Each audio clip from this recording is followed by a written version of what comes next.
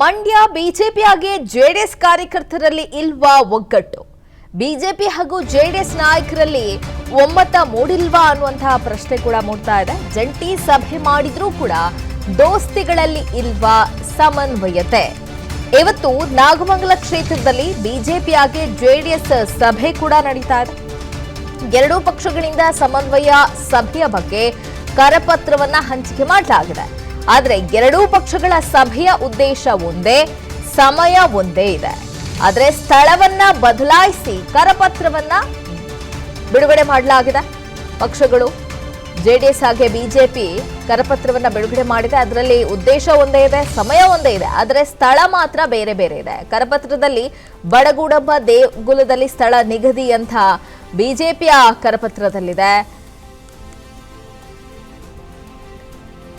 ಜೆಡಿಎಸ್ನ ಕರಪತ್ರದಲ್ಲಿ ದೇಗುಲದಲ್ಲಿ ಸ್ಥಳ ಅಂತ ನಿಗದಿ ಮಾಡಲಾಗಿದೆ. ಆದರೆ ಬಿಜೆಪಿ ಕರಪತ್ರದಲ್ಲಿ ಬಿಜೆಪಿ ಕಚೇರಿ ಅಂತ ನಮೂದು ಮಾಡಲಾಗಿದೆ. ಇಲ್ಲಿ ಎಲ್ಲಿ ಸಭೆಯನ್ನ ಕರಿಬೇಕು ಅನ್ನೋದ್ರ ಬಗ್ಗೆ ಕ್ಲಾರಿಟಿ ಇಲ್ಲದೆ ಈ ರೀತಿ ಕರಪತ್ರವನ್ನ ಹಂಚಿಕೆ ಮಾಡಲಾಗಿರೋದನ್ನ ಗಮನಿಸಬಹುದು.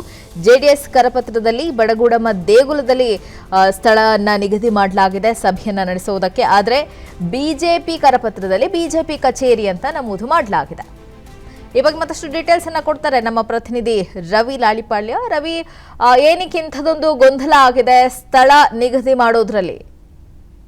ಲಿನಸ್, ಏನು ಮೊನ್ನೆ ಅಷ್ಟೇ ಜೆಡಿಎಸ್ ಮತ್ತೆ ಬಿಜೆಪಿ ರಾಜ್ಯಾಧ್ಯಕ್ಷರು ಅಂದ್ರೆ ಕುಮಾರಸ್ವಾಮಿ ಮತ್ತೆ ವಿಜಯೇಂದ್ರ ಅವರು ಬಂದು ಮಂಡ್ಯದಲ್ಲಿ ಒಂದು ಸಮನ್ವಯ ಸಮಿತಿ ಸಭೆ ಮಾಡ್ತಾರೆ. ಆ ಸಭೆಯಲ್ಲಿ ಎಲ್ಲರೂ ಒಗ್ಗಟ್ಟಾಗಿ ಚುನಾವಣೆ ಮಾಡ್ಬೇಕು ಅನ್ನೋ ನಿಟ್ಟಿನಲ್ಲಿ ನಿರ್ಧಾರವನ್ನು ಕೂಡ ಪ್ರಕಟ ಮಾಡ್ತಾರೆ. ಆದ್ರೆ ಅದಾದ ಬೆನ್ನಲ್ಲೇ ಇವತ್ತು ನಿಖಿಲ್ ಕುಮಾರಸ್ವಾಮಿ ಅವರು ಪ್ರಚಾರ ಸಭೆಗೆ ಆಗಮಿಸ್ತಾ ಇದ್ದಾರೆ.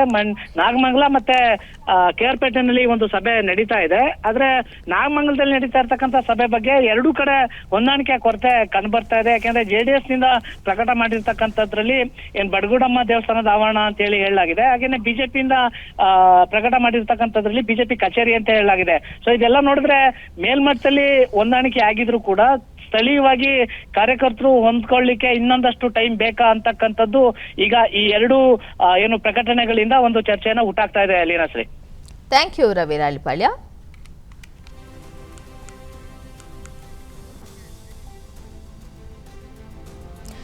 ಇದು ಸಭೆಯ ಬಗ್ಗೆ ಉಂಟಾಗಿರುವಂತಹ ಗೊಂದಲ. ಒಂದ್ ಕಡೆ ಉದ್ದೇಶ ಸಮಯವನ್ನ ನಿಗದಿ ಮಾಡಲಾಗಿದೆ, ಆದ್ರೆ ಬಿಜೆಪಿ ಕರಪತ್ರದಲ್ಲಿ ಬೇರೆ ಸ್ಥಳವನ್ನ ನಿಗದಿ ಮಾಡಲಾಗಿದೆ, ಜೆಡಿಎಸ್ನ ಕರಪತ್ರದಲ್ಲಿ ಬೇರೆ ಸ್ಥಳವನ್ನ ನಿಗದಿ ಮಾಡಲಾಗಿರೋದನ್ನ ಗಮನಿಸಬಹುದು. ಹಾಗಾದ್ರೆ ಇಲ್ಲಿ ಒಮ್ಮತ ಮೂಡಿಲ್ವಾ ಇಬ್ಬರು ನಾಯಕರಲ್ಲಿ ಅನ್ನುವಂತಹ ಒಂದು ಸಣ್ಣ ಡೌಟ್ ಕೂಡ ಕ್ರಿಯೇಟ್ ಆಗ್ತಾ ಇದೆ.